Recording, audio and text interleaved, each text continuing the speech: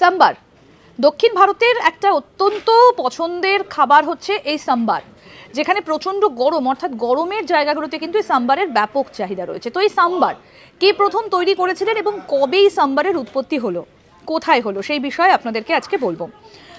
শিবাজির পুত্র মারাঠা রাজপুত্র সম্ভাজি ভোসলে একটা সময় তিনি খুব ক্ষুধার্ত ছিলেন এবং সেই সময় তাদের যে শেফ তিনি কোনো একটা কাজে বাইরে ছিলেন, প্রচণ্ড খিদে পেয়েছিল তার। তিনি রান্নাঘরে ঢুকে একটা স্যুপ বানানোর চেষ্টা করেন, হাতের সামনে খুঁজে পেয়েছিলেন মসুর ডাল। সেই মসুর ডাল দিয়েই তিনি স্যুপ বানাবার চেষ্টা করেন এবং সঙ্গে তিনি কোকুম মেশান।